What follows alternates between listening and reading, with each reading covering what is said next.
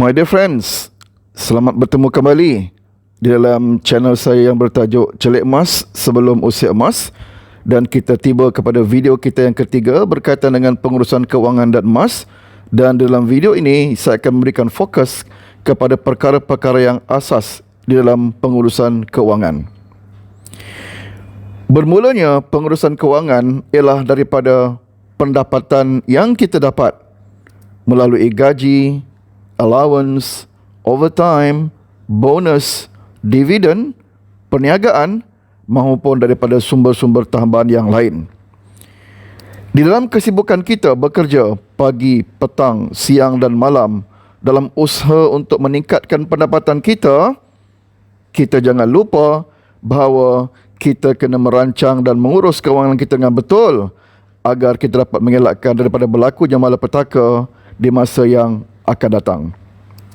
Maka, my dear friends, pendapatan yang kita dapat hasil titik peluh kita itu kenalah dirancang dengan sebaiknya, dan asasnya pendapatan itu kena dipecahkan kepada 4 bahagian. Pertama ialah perbelanjaan kita. Kedua, simpanan kita. Ketiga, perlindungan kita. Dan yang keempat, pelaburan kita. Daripada aspek perbelanjaan, secara ringkasnya, perbelanjaan kita seharusnya mestilah lebih rendah daripada pendapatan kita, sama ada 70% ataupun 80%. Perlindungan pula di sini bermaksud kita kena salurkan sebahagian daripada pendapatan kita ini ke dalam bentuk insurans ataupun takaful dalam persediaan kita menghadapi musibah. Namun, fokus saya dalam video ini adalah kepada simpanan dan juga pelaburan kita. Maka, jikalau kita gagal dalam menguruskan kewangan kita, gagal dalam menguruskan pendapatan kita, kesannya adalah amat-amat besar. Ia akan memberi kesan kepada tekanan hidup kita. Memberi kesan juga kepada beban hutang yang akan mengelilingi pinggang kita. Akan memberi kesan kepada emosi kita, menyebabkan emosi kita tidak stabil dan hidup kita tidak tentu arah, dan akhirnya menjadikan hidup kita hilang hala tuju. Dan kesan ini bukan hanya kepada diri kita, tetapi juga bakal menimpa ahli keluarga kita dan juga anak-anak kita dan masa depan mereka. My dear friends, izinkan saya berkongsi sedikit data dan statistik untuk pencerahan kita berkaitan dengan keperluan kepada pengurusan kewangan yang efektif dan efisien. Pertama sekali, oleh Ringgit Plus Malaysian Financial Literacy. Dan tahukah anda, 46% daripada rakyat Malaysia sebenarnya membelanjakan semua dan lebih daripada pendapatan bulanan mereka. Tahukah anda bahawa 53% daripada rakyat Malaysia mendedahkan bahawa jika mereka hilang pekerjaan, simpanan mereka tidak boleh menampung kehidupan dan keperluan kehidupan mereka selama 3 bulan. Dan tahukah anda 60% daripada mereka ini adalah berumur 35 tahun ke bawah. Sumber yang kedua yang saya tarik perhatian anda ini adalah daripada Bank Negara Malaysia. Tuan-tuan dan perempuan, tahukah anda bahawa 6% sahaja daripada rakyat Malaysia yang mempunyai simpanan kecemasan yang cukup untuk tempoh 6 bulan jika berlakunya tragedi dalam kehidupan mereka. Dan cuma 18% sahaja daripada rakyat Malaysia yang mempunyai simpanan kecemasan yang cukup untuk tempoh 3 bulan. Dan yang lebih menakutkan lagi, 75% daripada rakyat Malaysia tidak mempunyai tabung simpanan kecemasan.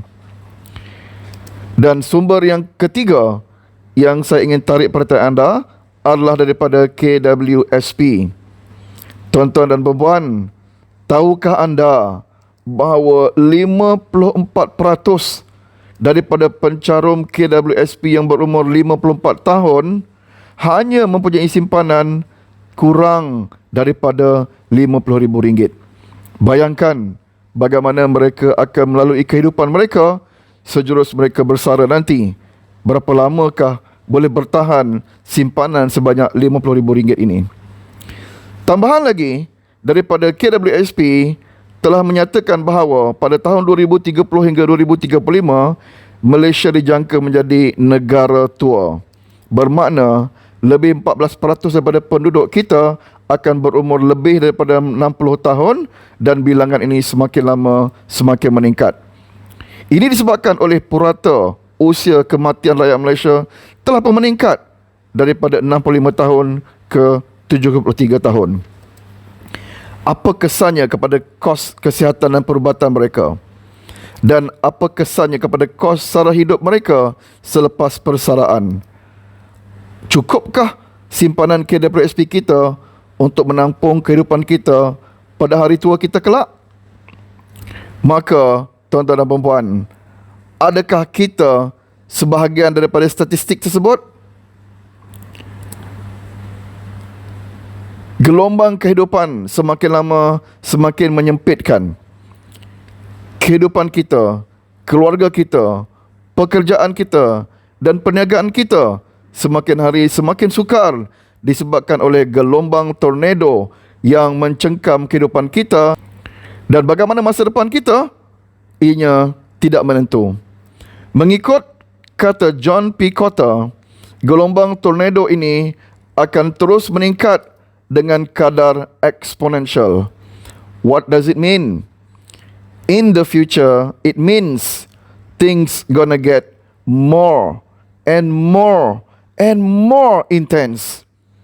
Maka, tuan-tuan dan puan-puan, my dear friends, mungkin dulu cara simpanan kita, cara belanja kita cukup dan kita selamat mengarungi gelombang tornado kehidupan kita yang lampau. Tetapi untuk masa hadapan, kita tiada pilihan melainkan kena melakukan perubahan. Kita kena ubah cara kita berbelanja. Kita kena ubah cara kita menyimpan. Dan apakah instrumen pengurusan kewangan yang efektif untuk masa depan? Disebabkan itu, my dear friends, pada video yang akan datang, saya akan membincangkan dengan lebih terperinci bagaimana emas boleh menjadi alternatif yang baik dalam membantu kita untuk mengurus kewangan kita dengan lebih efektif dan efisien. My dear friends, itu saja masa yang ada pada ketika ini. Sehingga kita bertemu dalam video-video yang akan datang, saya berharap agar info dan ilmu yang saya kongsikan ini bermanfaat kepada anda semua, agar kita menjadi penyimpan dan pelabur emas yang bermatlamat serta berjaya. Sekian, terima kasih.